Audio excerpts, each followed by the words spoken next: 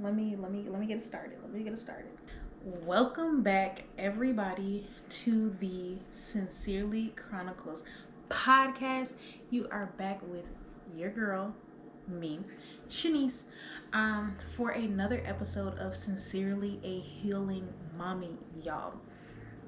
I am so excited to be back, and to be honest, I'm super duper excited for this topic today. Um, this topic I think is a very unique topic because it can be taken in many different ways. Um, I want to be very open and honest because you've already seen the title, and we're talking about communication. And this is communication on different levels. We're talking about communication with friendships, communications in relationships, but also um, being able to communicate within yourself, which I think is super duper important. And I just kind of definitely want to talk about that.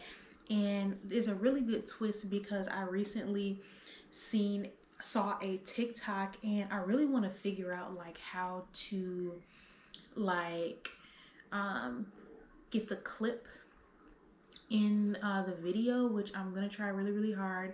I'm definitely going to post it on my TikTok, and I'm definitely going to repost it on the Sincerely Chronicles Instagram page. So just make sure, like, if I'm not able to figure out how to get it in here, then I definitely want you guys to go and see it because it's super duper powerful, and that's really what I'm basing today's or tonight's podcast on. So, um, I will see you guys back right after this sponsored segment, and we're gonna get right into the episode. I got this robe from Cup.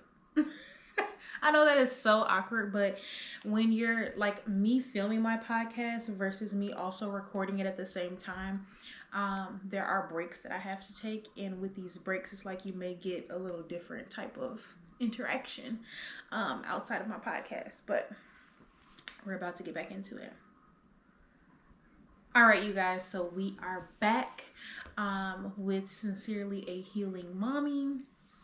And we're getting right into the topic, and the topic is communication. The reason why I chose the third episode to kind of talk about communication is because I feel like in order to even break into caring about the way you communicate with your co-parent, you have to let go, right? Which was our first episode. And then after you let go, you need to seek therapy. And seeking that therapy and going through with that therapy is how you just kind of open up that bridge to even understanding that in order for you to co-parent cohesively, you have to have good communication skills. If I'm being perfectly transparent, which I always am, my communication skills are growing. The reason why I say growing is because I think that it's really hard to lead conversation and be a good communicator when you have to communicate with someone who still has not let go and has not sought out therapy, is not working on themselves. At the end of the day, my personal journey to heal is about me. And I'm on this journey alone. My co-parent is not on this journey. My co-parent is still working on things that he may need to work on, which means that I'm trying to effectively communicate for the both of us, which could result in a lot of misunderstanding, miscommunication, frustration, anger, just a lot of different emotions. And it's hard, like it's super hard, especially if you are co-parenting with someone who was just not a good communicator in the first place. A little background before we dig deep into this conversation. When I met my ex, or just early on dating my ex, my child's father, he was already a poor communicator. And what I mean by a poor communicator was, in order for us to have conversations, especially deep conversations, he had to be under the influence. And I know what you're thinking, like, what do you mean he had to be under the influence? I think that, when you're young, you tend to overlook certain things. And in my situation, when I met my child's father, we were like 20 years old. Well, I was 20 years old. I think I was like either 20 or 21. I met him at a party, and he was like maybe 23, 24. I don't know. He's like 23. And I met him at this party, and like, he was drunk, if we're being honest. And he was drunk, and I had been drinking, but I wasn't drunk. And we had a really good conversation about some really deep stuff. And I connected with him based off the way he was able to carry that conversation, being under the influence, and I'm thinking like, wow, like you getting kind of deep and you drunk, like we could probably really connect. I never really paid attention to the fact that on every other occasion that we had a deep conversation, he was either high or drunk, until it mattered. And that was when we started to like live together, and we started to have issues, and I would just realize like, oh, well, the only time we had good conversation when we were out at dinner was if he had just smoked before we walked into the restaurant and things like that. And it began to irritate me, because I used to ask questions like, are you even able to have a conversation sober? In which I started to realize, no, he was not. He was not able to have a conversation sober. And it made communicating with him very difficult for me, because I was never able to truly get my point across. And that was super duper hard. And it kind of made me withdraw. So basically, I got to a point in the relationship where I stopped communicating how I felt about certain situations. For instance, for about a year in our relationship, I felt like, we were never going to go to the next level. I felt like he was never going to propose to me. We were never going to get married. We were never going to have children. Like, we were never going to start the businesses that I felt like I wanted to start. I felt like we were at a standstill because there were things that I wanted that I didn't feel like he wanted, and it was because we weren't communicating with each other, right? So now on the other end, now that we're not together, we've had a lot of issues where he feels like, okay, so what do I have to do so we can be in a good space? In which I've said over and over and over that I feel like our communication is poor, and I feel like our communication is poor because there are things that you do that I don't like, and there are things that I do that you don't like, but we can never effectively communicate that to each other. And I was like, more importantly, I feel like when I do communicate things to you, you just kind of wave them off, or you make a very subtle change for a very short period of time, and then you revert back to the exact same behaviors, in which I feel like there's no point in us continuing this cycle, and I'm never truly happy. He completely overlooked that. And we like just kind of continue to be in this weird space where I have fully accepted that our relationship is over. However, I'm not sure that he's on the same page. Now that I am working on myself and working on my communication, and speaking with my therapist about it, I'm starting to learn and realize that it's because I have a problem being direct with my child's father. So this is what I mean by direct. Recently, my child's father, he asked me on a date, right? he said, hey, do you want to go to like a game, like a Bulls game with me and Amina? And he texted me this. So I'm looking at the text and I'm like, no, why? Like, are you kidding me? Right? Like, that's what I'm thinking. Because it's like, just imagine you're in my position. If your ex asks you if you want to go basically to an outing with your child, also with him, it's giving date vibes, right? So instantly I texted back and I was just kind of like, no, I'm okay. And I said it just like that. I didn't, add no emojis, no nothing. Just, no, I'm okay. So I was at work. He didn't respond. So I'm like, cool, whatever, it's over. So I get off of work. I'm like, driving. It's been like maybe 2 hours since I've responded to that text. He calls. So I'm assuming it's something about our daughter. So, I'm like, hey, what's up? And so he's like, so why you don't want to go to the game? In which I'm like, what do you mean? And he's like you said, no, I'm okay. Like, why you don't want to go? Like, don't you want to spend time with your daughter? Hold up. Are you trying to guilt trip me into going somewhere with my daughter with you? So I was just like, it's not that I don't want to go to the game with my daughter. He was like, so you don't want to create memories with your daughter? And I'm like, first off, I create memories with my daughter all the time. I said, but I don't need to go to a game with you and her to create memories with her.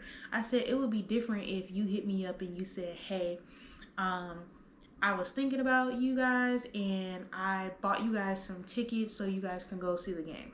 That would be different. I said, but when you're asking me to go to this game with you and her, that's alluding to us spending time as a family. And although we are a family, we are not together. So that sends you the wrong message. So no, I don't want to go to the game with you guys, but I hope you guys have a really great time and take lots of pictures because I would love to see them of my daughter at the game. And he kind of got quiet and he was like, oh, I guess. And I was like, what do you guess? Like, what's the big deal? And he was like, nothing. It's no big deal. I was like, well, let me just break it down to you. I said, the fact that you're asking me if I want to go, to this game with you and her, it's giving me a date.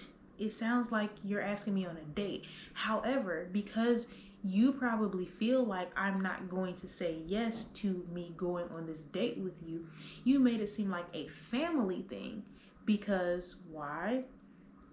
My daughter, like, that's how you're trying to get to me. He cut me off and instantly was like, I already know not to ask you on any more dates because you're just gonna shut me down. So I'm not gonna ask you on any dates. I said, so what exactly is this? Do you not call this a date? Because I would call it a date. You're asking me on a family date, but it's still a date. Like, at the end of the day, there's no need for us to spend time together. So this is an example of trying to be like direct being direct with your communication, because if you're not, like, it just opens doors that you don't need open. And unfortunately, with the person that I am dealing with, if you're not direct, it's like you give him an inch, he run cross country. Okay. And I know that about my child's father. So he feels like, oh, okay, she been going to therapy. She seems, a little bit nicer, a little bit easier to talk to. Let me just try and sneak this in here. But instead, I'm going to mask it as it's being about our family because she loves our child. I love my child, but I don't really love my child enough right now in my healing journey to be going on essentially a family outing. Because I also want to take this into consideration. If I was dating someone, are you inviting me and him to go to this game with you all as a family? No. Rest my case, right? But nevertheless, I left it at that and we moved on. But had I not taken the steps to talk to my therapist about, letting go and closing that chapter, and then, trying to kind of figure out some coping skills within my therapy session. I don't think that I would have ever realized that prior to a situation like this, that I wasn't direct. A lot of times before, I would kind of fall into the, oh, okay, I'll do it, that sounds cool, that'll be nice, and then it sends the wrong message, because now he's calling me at hours of the night that are inappropriate. Now he's popping up in my house without saying anything, or just crossing boundaries in general. And at the end of the day, you have to understand and realize when and if you're really done. You know what I'm saying? Because if you don't, the door is always open to that man. They're going to think at any point in time they can come back. And what is super important for me is that when I finally communicated to my child's father that I no longer was interested in him in that way, it was very important that, I stick to it. Because the biggest thing for me is I no longer want to accept anything less than what I know that I deserve. And I deserve someone who can effectively communicate while sober. I deserve to have someone who wants the same things as me. I deserve to have someone who wants more than me. I deserve, to be with someone who can lead. And I don't, and I can follow. I deserve to be with someone who's going to really take care of me and my child. And that is an addition, not something that I'm just solely, looking for them to just take over everything, because I can do for myself. But I want someone to also, be a partner. And being able to communicate those things it's hard. And that kind of leads me to the clip that I just really, really want you guys to hear. So I really hope that I'm able to insert it. There are some relationships that I've learned really do deserve a conversation before separation, before going ghost. And what I've learned is a lot of people have a difficult time handling conflict, or with that desire to not want to engage in any type of conflict or confrontation. I'm gonna go ahead and make decisions without communicating. And I've learned that there are people that have been proven, that have qualified themselves for access to us. And what ends up happening is, because we're so emotional, we make a decision from that emotional place and do damage to a relationship that really deserved a conversation. And the beautiful part about it is, by the time the conversation is over, there may not be a need for separation. There is just a need for clarity. And when clarity came, understanding and solutions were provided. And I've learned that there are a lot of things that by the time we're done communicating, go, oh wow, if I only knew that's how you felt.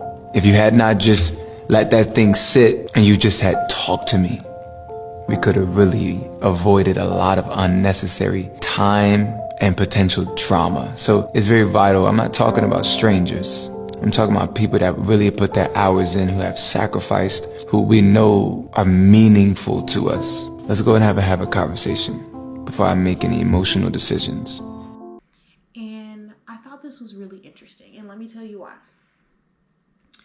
A lot of women, when we're ending a relationship, or when a man is ending a relationship with us, we tend to want to have this final conversation. And the reason for this final conversation is because there are things that, we feel like we need to get off our chest. In reality, it's a clarifying conversation. In the TikTok, the guy says that you want to have this conversation to clarify what the issues are so that you can find solutions. But sometimes as women, we have had so many clarifying conversations, and the men who we are trying to clarify things to are just not listening, or are just not respecting the boundaries, that it doesn't even matter whether or not we have that conversation one final time, because you've had it so many times before. So when I was getting to a point where things were ending with my child's father. I had a clarifying conversation with him several times over the course of 2 years, right? When I finally left, there was absolutely no conversation. I didn't say anything for about 4 months. I was just unhappy. I didn't really say much. All he knew was, hey, on this day, I'm going to have these people helping me move. That was it. And the reason being is because that ship had sailed. There was no longer a need to have any more communication, because at that point I was just beating a dead horse. He knew I was unhappy. He knew, that things weren't going well. He knew that it was over, and it was kind of, the ball was in his court whether or not he wanted to do anything about it. So in that case, having that clarifying conversation, it was pointless. However, I recently, when I saw this TikTok, I had someone else in mind, right? That I felt like a clarifying conversation and a solution could have made matters different. Like they could have resulted in a different way. And this was both a romantic relationship and a friendship. So first I'm going to start with the romantic relationship, right?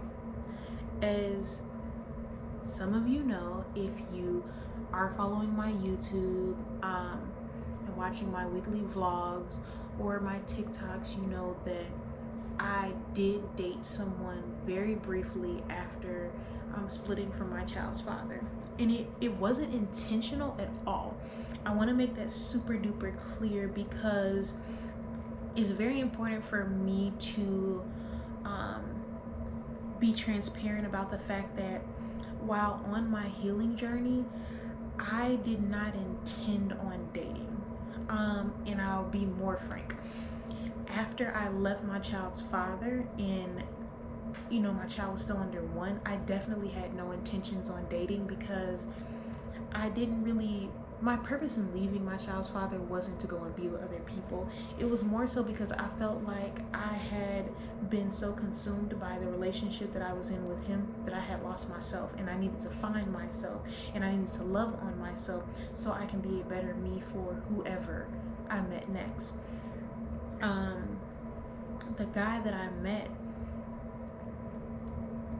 it just kind of started completely randomly. I never really intended on dating long term or anything like that, or really catching feelings. However, I met this guy, went on a date.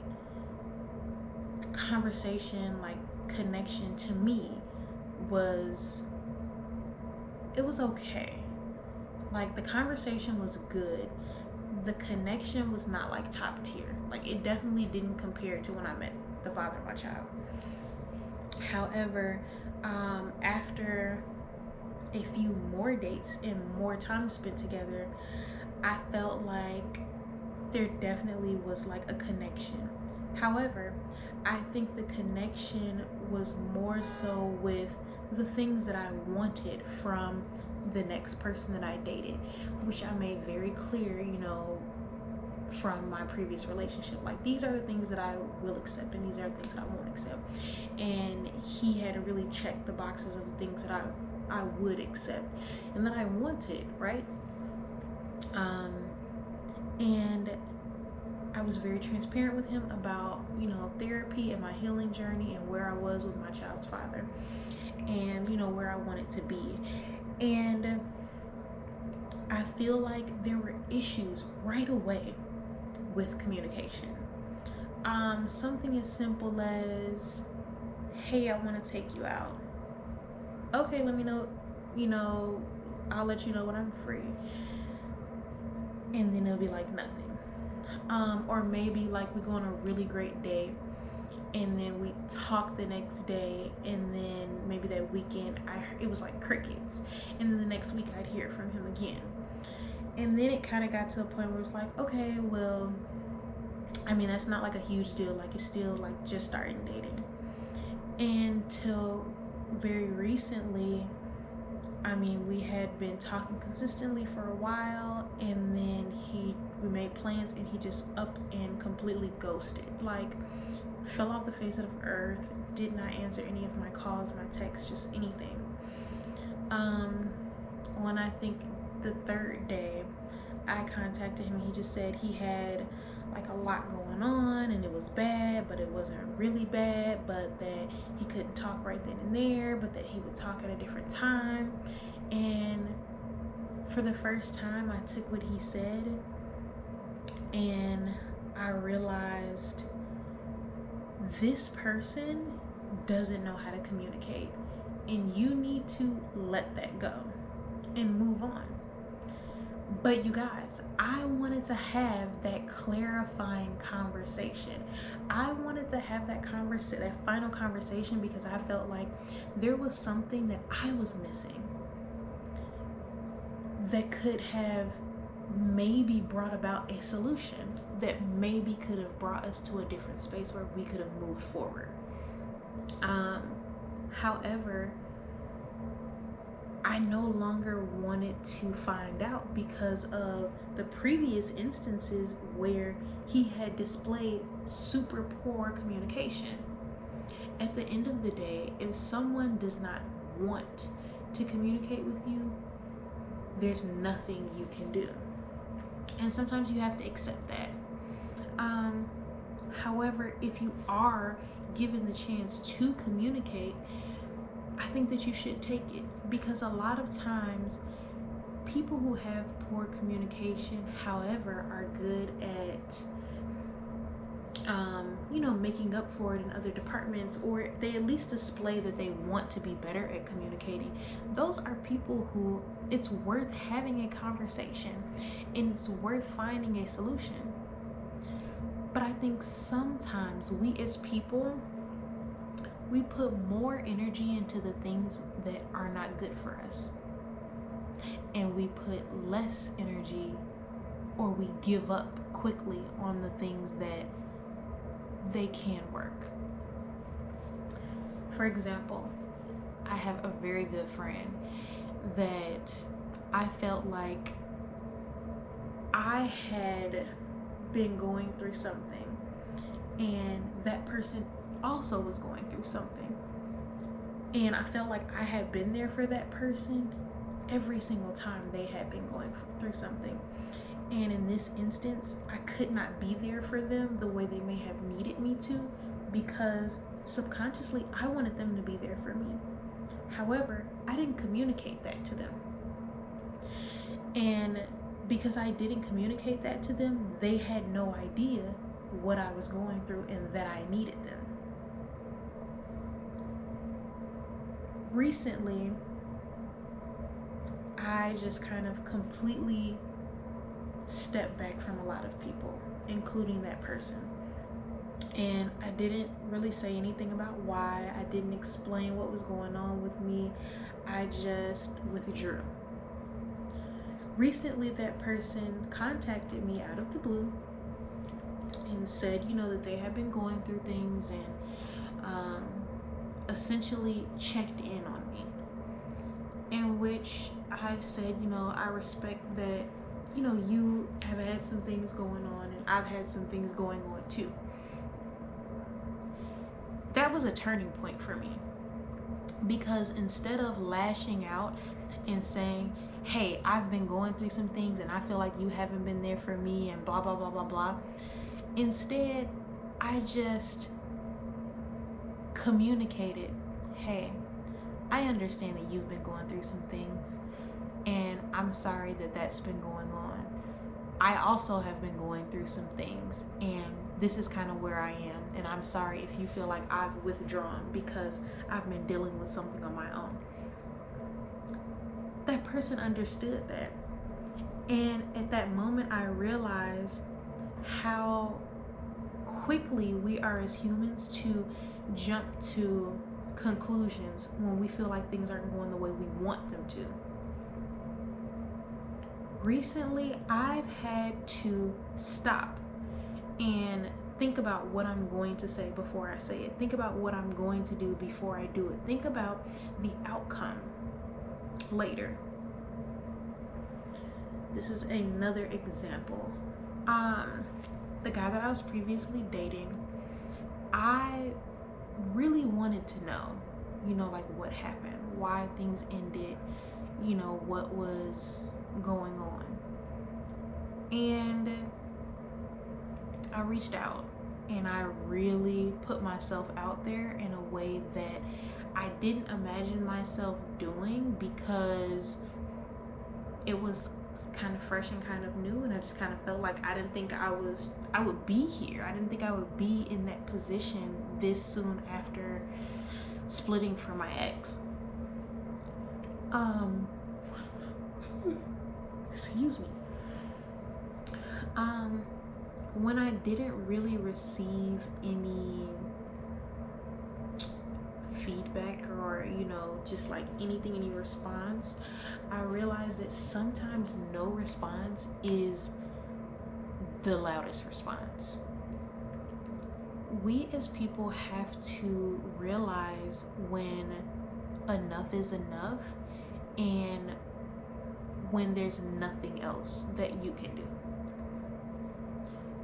When you're going through your healing journey and you're trying to effectively communicate as a co-parent and you reach a brick wall, meaning you have told your child's father or child's mother time after time, this is what I need from you, this is what works, this is what doesn't work for me, and they continue to do things that is not aiding in making things easier,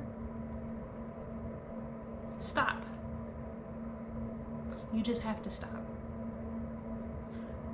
I am experiencing that now, and I realized that I was creating more stress on myself than on that person. Sometimes when you're co-parenting, you can be met with an issue that may seem simple to others, but it's not to you. For instance, right now, what works for me and my child's father is a very, I would say, casual schedule, or probably a normal schedule. I keep my child during the weekdays, and the father of my child keeps her on the weekends. Except for the weekends that I am not working, then I take her. So essentially, every 5 weeks, I have my daughter. So 5 weekends he has my daughter, and then the 6th weekend I have her. Every time it's his weekend, for some reason now he has to work, in which he only works in the morning. So he's usually off by, most of the times, like before noon. It's very seldom that he's off after noon. However, for whatever reason, he sends my daughter to, like one of his relatives' house, and which is not a big deal because obviously he's at work. However, it's a problem or issue to me when she's then spending a night there, or then spending the entire weekend there, because essentially I'm dropping my daughter off to you thinking that she's spending the weekend with her dad, and she's not. And that's a problem for me, because then on the weekdays, then you're wondering why, or you're wanting to call and, talk to her for excessive periods of time, or whatever the case. And it's like, you had your time on the weekend, but you ditched her off for someone else. Now, to me, it sounds like I'm complaining, because it's like, well, why do you care? You don't have to have her for the weekend. But I'm a person who feels like my child is young, and if she's not with her mother, she should be with her father. And if she's not with her father, she should be with her mother.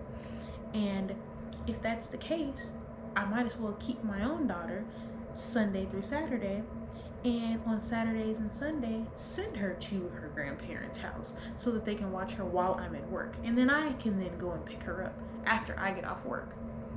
Because that's what you should be doing, but you're not. Because it's easier for you to see her for a couple hours on Friday, drop her off, and then pick her back up on Sunday, spend a couple hours with her, and then drop her off to me.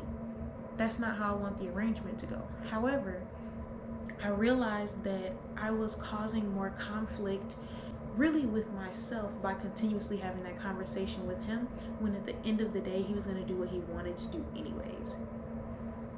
And that's something that we're going to start talking about later on in the season, and that's just control. As a woman, I have come to the realization that I have a lot of issues with control, and ironically, communicating and having control go hand in hand. And if you don't accept that there are going to be things that are out of your control, you're gonna have a hard time communicating. But overall, I think the most important takeaway from today's podcast, whatever time you're listening to the podcast, what's most important is that you know when to keep fighting and when to give up. Know when that conversation is a conversation of healing and when it is a conversation of closure. It's okay to have or to walk into a conversation thinking that you're going to heal and find a solution, although you are met with a demise or the end. And it is okay to want to seek out having a conversation of fixing or restoration, and finding out that in return there's nothing. You can't restore it, you can't fix it. I hope that this was helpful for you. I hope that in some way, shape, or form you are able to take something away from this, and maybe it's able to help you in your journey, because it really has helped for me. It's made things a lot easier, but I can't stress more how much therapy has also helped me. So with that being said, I want to thank everyone who is listening. I want to thank everyone who is tuned in watching on YouTube. And I want to reiterate again, please follow me on Instagram at Sincerely Chronicles. Follow me on TikTok at Shanice. That's SHA 4 A's NICE 3 E's.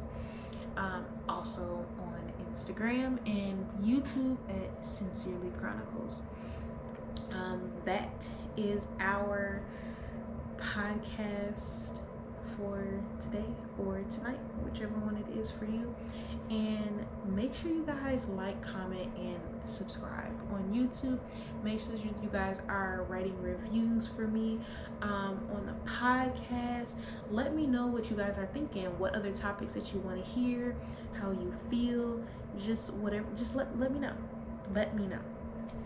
Thank you again, and see you next time for another episode of Sincerely a Healing Mommy. Bye.